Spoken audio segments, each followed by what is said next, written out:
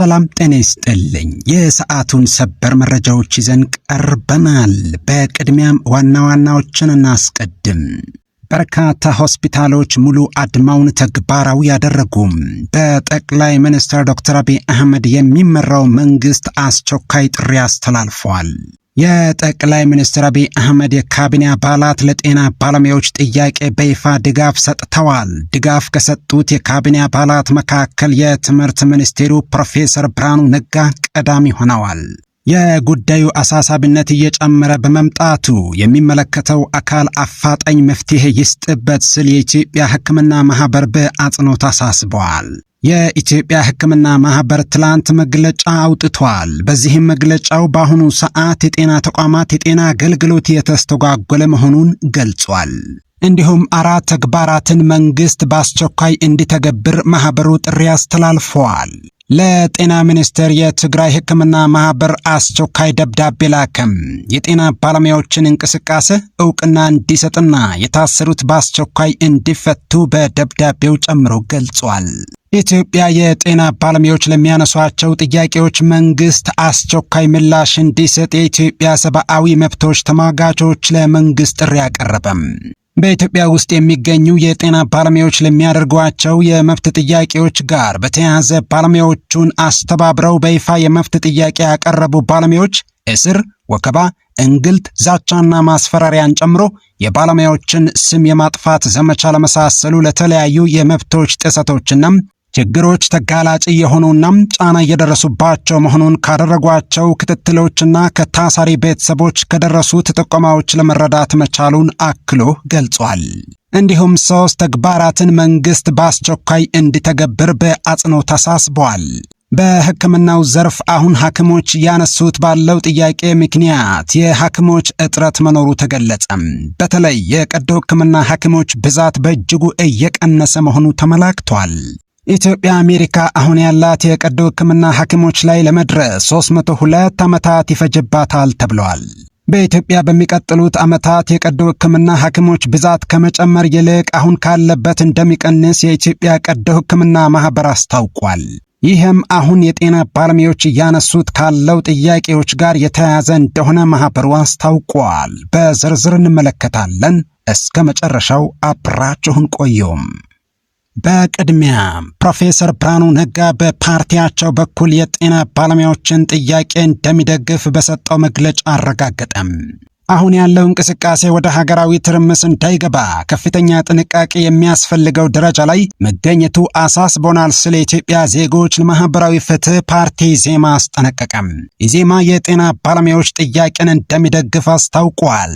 የኢትዮጵያ የጤና ባለሙያዎች ላለፉት ረጅም ዓመታት ከሙያቸው ጋር በተገናኘም በርካታ ጥያቄዎችን ሲያቀርቡ እንደነበረ ይታወቃል ብለዋል። ሆኖም ጉዳዩ በቀጥታ የሚመለከተው የመንግስት አካል ቀና ምላሽ ከመስጠት ይልቅ በቸልተኛነት በማየት ተጨባጭ ያልሆነ ተስፋ ከመስጠት የዘለለም ይህ ነው የሚባል ተግባራዊ መፍትሄ ሲሰጥ አልተስተዋለም። በተለይም ላለፈው 1 ወር የጤና ባለሙያዎች ጥያቄያቸውን በጽሑፍ ጭምር እንዳሳወቁና መልስ እንዲሰጣቸው በአደባባይ እየጠየቁ የሚገኙ ቢሆንም መንግስት ለጉዳዩ ቀጥተኛ ምላሽ ከመስጠት ይልቅ በተቃራኒው እንቅስቃሴ ሲያደርግ መታየቱ አግባብነት ያለው ተግባር አይደለም ሲል አክለዋል።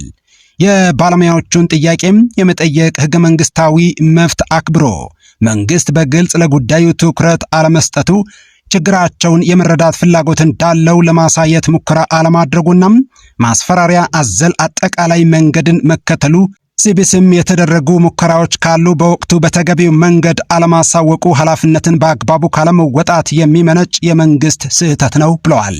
የጤና ባለሙያዎችን ጥያቄ ተገቢ መልስ የሚሰጥ የመንግስት አካል በመጥፋቱ ባለፈው ሳምንት ጥያቄው ከፍ ብሎ ወደ ከፊል ስራ ማቆም አድማ አምርቷል። በዚህም ምክንያት የጤና አገልግሎት ፈላጊው ማህበረሰብ ከፊል ለእንግልትና ለስቃይ እየተዳረገ ይገኛል።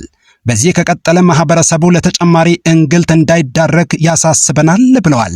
ኢዜማ ሲቀጥል ባለሙያዎቹ ፖለቲካዊ ዓላማ እንደሌላቸውና የትኛውም የፖለቲካ ፓርቲ ጥያቄያቸውን ተንተርሶ ትርፍ ለማግኘት እንዳይንቀሳቀስ ደጋግመው ማሳሰባቸው ከኢዜማ መሪህ ጋር የሚስማማ በመሆኑ መልእክቱን በማክበር ኢዜማ ምንም አይነት ሐሳብ ላለመስጠት በጥንቃቄ ሲመለከት ቆይቷል።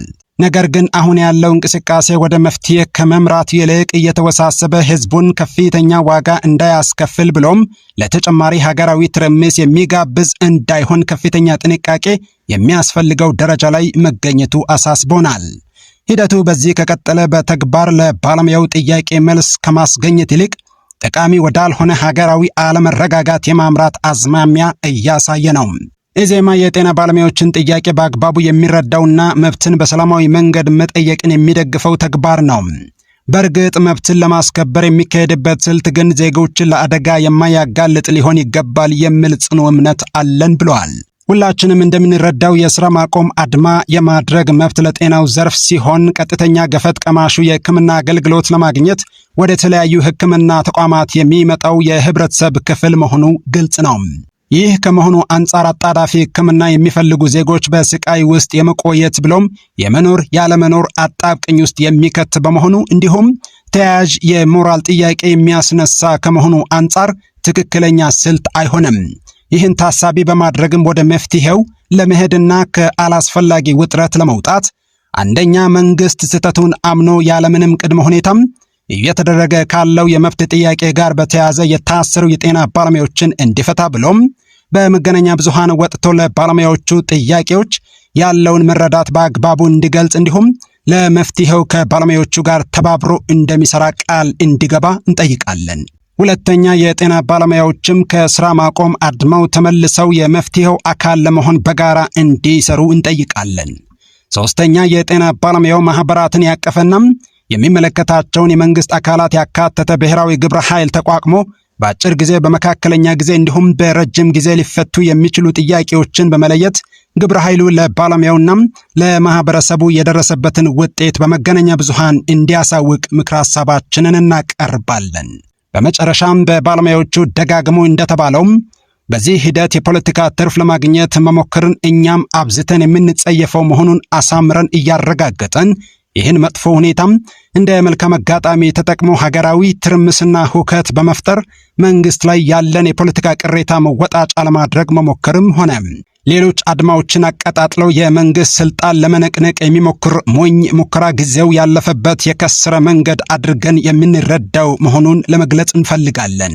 በዚህ የመብት ትግል ውስጥ በሰላማዊ መንገድ ስትሳተፉ እስር፣ እንግልትና አፈና ለደረሰባችሁ የጤና ባለሙያዎች ሁሉ የተሰማንን ሐዘን እየገለጸን በህጋዊና ሰላማዊ መንገድ መብትን መጠየቅ በምንም መልኩ ሊያሳስርና ሊያሳፍን እንደማይገባም በዚህ መንገድ ጥያቄውን ለማፈን መንግስት እየወሰደ ያለውን እርምጃም በአስቸኳይ እንዲያቆም ድርጊቱን እኛም አጥብቀን የምናወግዝ መሆኑን ለማሳወቅ እንወዳለን በማለት መግለጫውን ቋጭቷል። የኢትዮጵያ ዜጎች ለማህበራዊ ፍትህ ፓርቲ ኢዜማ ለጤና ባለሙያዎች አጋርነቱን ለማሳየት ባወጣው መግለጫ ይህ በእንዲህ እንዳለ የጉዳዩ አሳሳቢነት እየጨመረ በመምጣቱ የሚመለከተው አካል አፋጣኝ መፍትሄ ይስጥበት ሲል የኢትዮጵያ ሕክምና ማህበር በአጽንኦት አሳሰበ። የኢትዮጵያ ሕክምና ማህበር ትላንት መግለጫ አውጥቷል። በዚህም መግለጫው በአሁን ሰዓት በተወሰኑ የጤና ተቋማት በከፊል የጤና አገልግሎት እየተስተጓጎለ መሆኑን እንደሰማም ገልጿል። በመሆኑ ማህበሩ ትኩረት ይሻሉ ያላቸውን ጉዳዮች በዝርዝር የሚመለከተው አካል ትኩረት እንዲሰጥበት ጥሪ አቅርቧል። አንደኛ ሐኪሞች በሚያነሷቸው ጥያቄዎች ማለትም የደሞዝ ማነስ፣ የጥቅማ ጥቅም፣ የሥራ ቦታ ደህንነት እንደ ኢትዮጵያ ሕክምና ማህበር ተገቢ መሆኑን እንደሚቀበልና ለረጅም ጊዜያት ለሚመለከተው ባለድርሻ አካላት ጉዳዩን ሲያቀርብና ሲሰራበት እንደቆየ ገልጿል። በአሁኑ ሰዓት ግን የጉዳዩ አሳሳቢነት እየጨመረ በመምጣቱም የሚመለከተው አካል አፋጣኝ መፍትሄ እንዲሰጥበት ጥሪ አቅርበዋል። ሁለተኛ አሁን ያለው ሁኔታ ማለትም የጤና አገልግሎቱ እንዲሁም የመማር ማስተማር ሂደቱ በምንም አይነት ደረጃ ቢሆን መስተጓጎሉ ማህበረሰቡን፣ የጤና ባለሙያውን እንዲሁም የጤና ስርዓቱን እጅግ ሊጎዳ የሚችል በመሆኑ ይህ ጉዳይ ወደ ተባባሰ ደረጃ ከመድረሱ በፊት የጤና ሚኒስቴርና የጠቅላይ ሚኒስትር ዶክተር አብይ አህመድ አስተዳደር የሚመለከታቸው ባለድርሻ አካላት ከባለሙያዎች ጋር በመሆን አፋጣኝ የሆነ ሀገራዊ ውይይት በየደረጃው እንዲያካሂዱና ችግሮቹ በውይይት እንዲፈቱ እንዲያደርግ ማህበሩ ጥሪ አቅርበዋል። ሶስተኛ ሐኪሞች እንዲሁም የጤና ባለሙያዎች አሁን ካለው ሁኔታ ጋር ተያይዘው በተለያዩ ቦታዎች ለእስር እየተዳረጉ መሆኑን በመግለጽ ባለሙያዎቹ ከእስር እንዲፈቱና ወደ ስራ ገበታቸው ተመልሰው ለማህበረሰቡ አገልግሎቱን እንዲሰጡ ቢያደርግ የተሻለ እንደሆነና በዚህ ረገድ የሚመለከታቸው አካላት አስፈላጊውን እገዛ እንዲያደርጉ አሳስበዋል። አራተኛ ማህበሩ ችግሮችን ለመፍታትና መፍትሄ ለመስጠት ከጤና ሚኒስቴርም ሆነ ከባለድርሻ አካላት በሚያደርጓቸው ጥረቶች አብሮ ለመስራትና ትብብሩን አጠናክሮ በመቀጠል የመፍትሄው አካል ለመሆን ፈቃደኛና ዝግጁ እንደሆነ አሳውቋል። የኢትዮጵያ ሕክምና ማህበር በአገሪቱ ሐኪሞች እንዲሁም ከጤና ባለሙያዎች የሚነሱ ጥያቄዎችን አስመልክቶ ለጉዳዩ ትኩረት በመስጠት የተለያዩ የሙያ ማህበራትንና ስፔሻሊቲ ሶሳይቲዎችን በማስተባበር ውይይት በማድረግ እንዲሁም ሙያ ማህበራቱ ከጤና ሚኒስቴር ጋር ተከታታይ ውይይቶች እንዲያደርጉ በማመቻቸት ጉዳዩ ትኩረት እንዲሰጠውና አስቸኳይ መፍትሄ እንዲቀመጥ ጥረት ሲያደርግ እንደቆየም አስታውሷል። ይህ በእንዲህ እንዳለ ለጤና ሚኒስቴር የትግራይ ሕክምና ማህበር አስቸኳይ ደብዳቤ ላከም። ጉዳዩ ስለ ወቅታዊ የጤና ባለሙያዎች ጥያቄ፣ የታሰሩ የጤና ባለሙያዎች እንዲሁም ለውይይት ጥሪ ማቅረብ ሲል ይጀምራል ደብዳቤው። በዚህ ወቅት በሀገር ደረጃ ጤና ባለሙያዎች በተለያየ መንገድ የተለያዩ ጥያቄዎችን እያቀረቡ እንደሆነ ይታወቃል። ማህበራችን የትግራይ ሕክምና ማህበር በትግራይ ክልል ፍትህ ቢሮ ምዝገባ ቁጥር 39/2012 ተመዝግቦ የሕክምና ሙያ ማሳደግ የሐኪሞች መብትና ጥቅም እንዲከበር እንዲሁም ህብረተሰባችን ጥራቱን የጠበቀ ሕክምና አገልግሎት እንዲያገኝ እየሰራ የሚገኝ የሙያ ማህበር ነው ብለዋል። የጤና ሙያ ለአንድ ሀገር የማህበራዊ አገልግሎት ወሳኙና የጀርባ አጥንት መሆኑ ይታወቃል። ይህ ሙያ ለየት የሚያደርገው የተለያዩ ምክንያቶች ያሉ ሲሆን ከነዚህ መካከል አንደኛ ለጤና ሙያ ትምህርት ለመቀላቀል የላቀ ውጤት ማምጣት የሚጠይቅ በመሆኑ አገሪቱ አለኝ የምትላቸው ከፍተኛ ውጤት ያመጡ ተማሪዎች የሚቀላቀሉበት ሲሆን ለዚህም በትዕግስትና በስነ ምግባር የተመሰገኑ መሆን አለባቸው። ሁለተኛ የላቀ ስነ ምግባር ይፈልጋል። የሕክምና ሙያ ከፈጣሪ ቀጥሎ የሰውን ሕይወት ማዳን ጸጋ የተሰጠው ሙያ ነው። በዚህም መሰረት ከፍተኛ ስነ ምግባር የሚጠይቅ በመሆኑ በህብረተሰቡ ዘንድ የተመሰገነ ስነ ምግባርና ግብረ ገብነት የተላበሱ እንዲሆኑ ሙያው ያስገድዳቸዋል። ሶስተኛ ከፍተኛ ስራ ጫና ያለው ነው። የሰው ሕይወት የማዳን ስራ ሙሉ ጊዜ ሐሳብና ትኩረት የሚሻ በመሆኑ በጤና ተቋማት ያለ እረፍት ለረጅም ሰዓታት የሚሰራ በመሆኑ እንዲሁም በሀገሪቱ ለሚያጋጥሙ ወረርሽኞች፣ ሰው ሰራሽና ተፈጥሯዊ አደጋዎች ግንባር ቀደም በመሆን ለመስዋዕትነት ለራሳቸው ሳይሳሱ እያገለገሉ ይገኛሉ። ሆኖም ግን እነዚህ ወሳኝ ስራዎች ሲሰሩ የሚገባቸውን ክብር፣ ደሞዝ፣ ጥቅማ ጥቅም እያገኙ አይደሉም።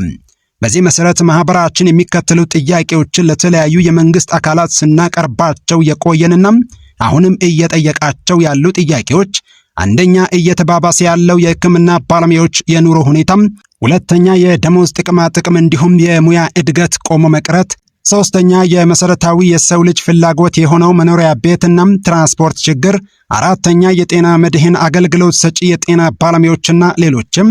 በተጨማሪም በተለያዩ የሀገራችን ክፍሎች የጤና ባለሙያዎች መታሰራቸውን ማህበራችን መገንዘብ ችሏል። እነዚህ የሙያ አጋሮቻችን እንዲፈቱ አስፈላጊውን ጫና እንዲደረግ ከሁሉም የሙያ ማህበራትና ጤና ባለሙያዎች ችግሮቹን መፍትሄ ለማበጀት ግልጽና ሁሉን ያሳተፈ ውይይት እንዲደረግ እንጠይቃለን ይላል ከትግራይ ክልል ማህበር ስራ አስፈጻሚ ቦርድ ለጤና ሚኒስቴር የተጻፈው ደብዳቤም። ይህ በእንዲህ እንዳለ የኢትዮጵያ ጤና ባለሙያዎች ለሚያነሷቸው ጥያቄዎች መንግስት አስቸኳይ ምላሽ እንዲሰጥ የኢትዮጵያ ሰብአዊ መብቶች ተሟጋቾች ለመንግስት ጥሪ አቀረበም። የኢትዮጵያ ሰብአዊ መብት ተሟጋቾች ማዕከል መግለጫ እንዲህ ይላል። ድርጅታችን የኢትዮጵያ ሰብአዊ መብቶች ተሟጋቾች ማዕከል በኢፌዴሪ የሲቪል ማህበረሰብ ድርጅቶች ባለስልጣን በአዋጅ ቁጥር 1113 ህዝባር 11 መሰረት ህዳር 2 ቀን 2013 ዓመተ ምህረት በመዝገብ ቁጥር 5220 የተቋቋመ አገር በቀል ነፃ ገለልተኛና ለትርፍ ያልተቋቋመ የሲቪል ማህበረሰብ ድርጅት ነው። ማዕከላችን የሰብአዊ መብቶች ተሟጋቾች ላይ ትኩረት አድርጎ ሙያዊ ክህሎታቸው እንዲከበርና መብታቸውም እንዲከበር ጥበቃና ውትወታ በማድረግ እንዲሁም ስልጠና መስጠት ላይ የሚሰራ ተቋም ነው። የሰብአዊ መብቶች ተሟጋቾች በየትኛው ሙያ ውስጥ የሚገኙ በሀገርና ዓለም አቀፍ ደረጃ ለተደነገጉ ሰብአዊ መብቶችና ነፃነቶች መከበርና መጠበቅ የሚሟገቱና ሰላማዊ በሆነ መንገድ የሚንቀሳቀሱ ሰዎች ናቸው። ከነዚህም ውስጥ በተለያዩ የሙያ አይነቶች ውስጥ ለሚካተቱ ሰራተኞች መብቶች መከበርና መጠበቅ የሚታገሉ ሰዎች ይገኙበታል። እነዚህ ለባለሙያዎች መብት የሚታገሉ ሰብአዊ መብቶች ተሟጋቾች ከሚያነሷቸው መሰረታዊ ጥያቄዎች መካከል በኢትዮጵያ ሕገ መንግሥት ለሰራተኞች የተደነገጉትን መብቶችና ነጻነቶችን ጨምሮም አገሪቱ ፈርማ በተቀበለቻቸው ዓለም አቀፍ ሰነዶች ውስጥ የተደነገጉ መብቶች ይጠቀሳሉ። ከነዚህም ውስጥ የሰራተኞች የመደራጀት መብት፣ ሰላማዊ በሆነ መንገድ ቅሬቶቻቸውን በአደባባይ የማቅረብ፣ የደሞዝ ማሻሻያና ሌሎች ጥቅማ ጥቅሞች መጠበቅ፣ ጤናማና ደህንነቱ የተጠበቀ ስራ ሁኔታ እንዲኖርና ሌሎች መሰረታዊ መብቶቻቸው እንዲከበሩላቸው ጭምር ሰላማዊ በሆነ መንገድ የመጠየቅ መብት አላቸው። ድርጅታችን ከዚህ ጋር በተያያዘ ባሳለፍናቸው ጥቂት ቀናት በኢትዮጵያ ውስጥ የሚገኙ የጤና ባለሙያዎች ከሚያደርጓቸው የመብት ጥያቄዎች ጋር በተያያዘም ባለሙያዎቹን አስተባብረው በይፋ የመብት ጥያቄ ያቀረቡ ባለሙያዎች እስር፣ ወከባ፣ እንግልት፣ ዛቻና ማስፈራሪያን ጨምሮ የባለሙያዎቹን ስም ማጥፋት ዘመቻም ለመሳሰሉ ለተለያዩ የመብቶች ጥሰቶችና ችግሮች ተጋላጭ የሆኑና ጫና እየደረሰባቸው መሆኑን ካደረጋቸው ክትትሎችና ከታሳሪ ቤተሰቦች ከደረሱት ጥቆማዎች ለመረዳት ችሏል ብለዋል። ይህን ተከትሎም በተለያዩ የአገሪቱ ክፍሎች የኢትዮጵያ ጤና ባለሙያዎች ማህበር ፕሬዝዳንት አቶ ዮናታን ዳኘውን ጨምሮም ከ120 በላይ የሕክምና ዶክተሮች፣ ተማሪዎችና የጤና ባለሙያ ተወካዮች ከሰሞኑ ለእስር መዳረጋቸውን አስረድተዋል። ይህ በእንዲህ እንዳለ ከዚህ በፊትም በተለያዩ ክልሎች በተለይም አዲስ በተመሰረቱት የክልል አደረጃጀቶች ውስጥ ተመሳሳይ የመብት ጥያቄዎችን ያነሱ የነበሩ በተለያዩ የሙያ ዘርፎች የተሰማሩ ባለሙያዎች ማስፈራሪያና ለበርካታ ቀናቶች ለእስር መዳረጋቸውን ይህንንም ድርጅታችን እነዚህና መሰል ጉዳዮች መፍትሄ ያገኛሉ በሚል ሲከታተል ቆይቷል። ድርጅታችን የጤና ባለሙያዎች ለሕዝብም ጤንነት ሆነ የጤና ስርዓት መሻሻል ሊተካ የማይችል ሚና ያላቸው የማህበረሰብ አካል ሲሆኑ በተፈጥሯዊ የሙያ ተግባራቸው የሰው ልጅ ዋነኛ የሰብአዊ መብት ጉዳይ የሆነውን በሕይወት የመኖር መብትን ጨምሮም የጤና መብት የሚያስጠብቁ ተፈጥሯዊ የሰብአዊ መብት ታጋዮች ሊባሉ የሚችሉ ናቸው ብሎ ያምናል ብለዋል። ነገር ግን የጤና ባለሙያዎችን ጥያቄዎች የሚያነሱ የመብት ተሟጋቾች ከሰሞኑ በሚወሰዱ የእስርና ሌሎች እርምጃዎች ምክንያት ያሉበት ሁኔታ አሳሳቢ እየሆነ መምጣቱ ድርጅታችንን እጅጉን አሳስቦታል። ድርጅታችን የጤና ባለሙያዎች የመብት ጥያቄዎችን በማንሳታቸው ለእስርና ሌሎች እንግልቶች መዳረጋቸው በሕገ መንግስቱና ኢትዮጵያ የፈረመቻቸውን ዓለም አቀፍና አህጉር አቀፍ የሰብአዊ መብቶች ሰነዶችን ከመሸርሸር ባለፈም በሕዝብ ላይ ጉዳት የሚያደርስ መሆኑን ለማስገንዘብ ይወዳል ሲል አክለዋል። በመሆኑም እነዚህ አሳሳቢ ጉዳዮች በአግባቡና በተፋጠነ ሁኔታ ይፈቱ ዘንድ ድርጅታችን የጤና ሚኒስቴርን ጨምሮ ለሚመለከታቸው የመንግስት አካላት የሚከተሉትን ምክረ ሐሳቦች ያቀርባል። አንደኛም ፍጹም የመብት ጥያቄዎችን በማንሳታቸው ለእስር የተዳረጉ ባለሙያዎች ወይም ተሟጋቾች ከእስር በአፋጣኝ እንዲፈቱና ለሚነሱ የመብት ጥያቄዎች ከአሉታዊ ጫናዎች ይልቅ ውይይትን በማስቀደም የመንግስት አካላት ተገቢውን ምላሽ እንዲሰጡና ሰብአዊ መብቶችን በማስከበር ረገድ ኃላፊነታቸውንም እንዲወጡ። ሁለተኛ፣ የመብት ጥያቄዎችን በማንሳታቸው ምክንያት በተለያዩ አካላት እየደረሰባቸው ካሉና ሊደርስባቸው ከሚችሉ የመብት ጥሰቶች፣ ማስፈራሪያ፣ ጫና፣ የሥራ ዝውውር ወይም ቅነሳ ወይም ማንኛውም አይነት የዘፈቀደ ድርጊት እንዳይፈጸምባቸው አስፈላጊውን ጥበቃ እንዲያደርግ። ሶስተኛ፣ መንግስት የመብት ጥያቄ ካነሱት የሕክምና ባለሙያዎች ማህበራትና ባለሙያዎች ጋር ውይይት በማድረግና በመመካከር የተነሱ የኢኮኖሚ ጥያቄዎች የአገሪቱን አቅም ባገናዘበ መልኩም እልባት እንዲያገኙ ያደርግ ዘንድ በአጽንኦት እንጠይቃለን ብለዋል። ይህ በእንዲህ እንዳለ በሕክምናው ዘርፍ አሁን ሐኪሞች ያነሱት ባለው ጥያቄ ምክንያት የሐኪሞች እጥረት መኖሩ ተመላክተዋል። በተለይ የቀዶ ሕክምና ሐኪሞች ብዛት በእጅጉ እየቀነሰ ይገኛል። ኢትዮጵያ አሜሪካ አሁን ያላት የቀዶ ሕክምና ሐኪሞች ላይ ለመድረስ 302 ዓመታት ይፈጅባታል ተብለዋል። በኢትዮጵያ በሚቀጥሉት ዓመታት የቀዶ ሕክምና ሐኪሞች ብዛት ከመጨመር ይልቅ አሁን ካለበት እንደሚቀንስ የኢትዮጵያ ቀዶ ሕክምና ማህበር አስታውቋል። በኢትዮጵያ ያለው የሕክምና ምህዳር እጅግ አስቸጋሪ በመሆኑም ዘርፉን የሚመርጡት እጅግ በጣም ቀንሰዋል።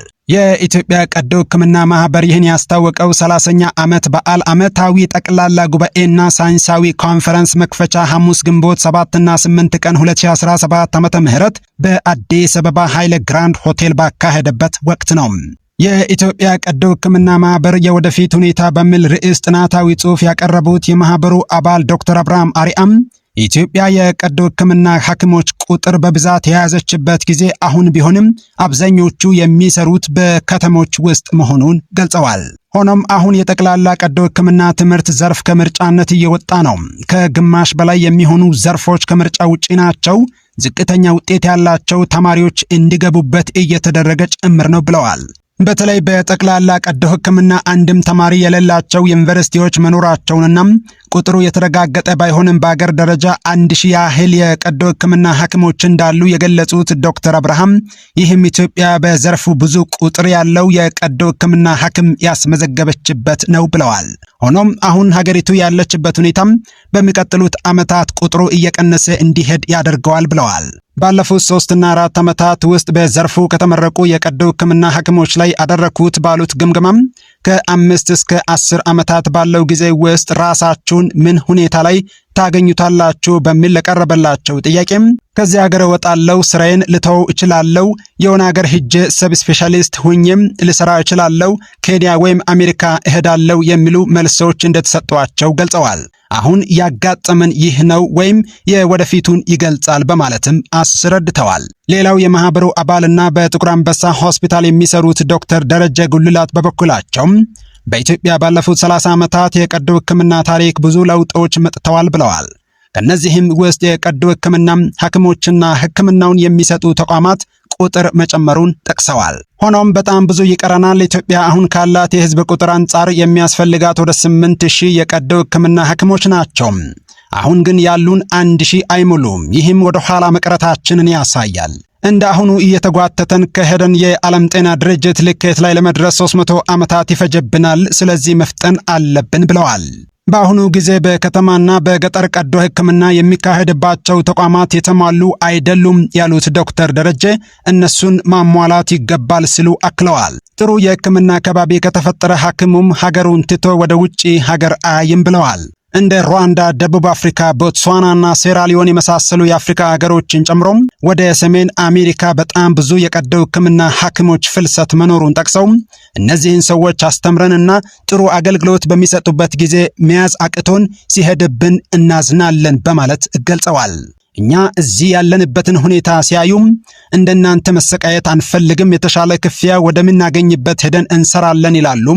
ትክክል ነው። ስለዚህ እንደ ሀገር በዚህ ጉዳይ ላይ ልንሰራ ይገባል ብለዋል። አንድ ሐኪም ለማስተማር በብርም በዶላርም በጣም ብዙ ነው። ስፔሻሊስት ማስተማር ደግሞ ከዚህ ይበልጣል። ይህን ሁሉ አውጥተን ዝም ብሎም ለሌሎች አሳልፎ መስጠት በጣም የሚያሳዝን ነው በማለት በሕክምና ስራ ሁሉም ባይረካም ምህዳሩን ለመቀየር ግን ቁጭ ብሎ መነጋገር እንደሚገባም አብራርተዋል። በመላው ኢትዮጵያም ሆነ በአዲስ አበባ ጥሩ የአየር ሁኔታ አለም። እናም እንደ ሀገር እያደገን ከመጣን ሜዲካል ቱሪዝምን ወደዚህ ማምጣት እንችላለን።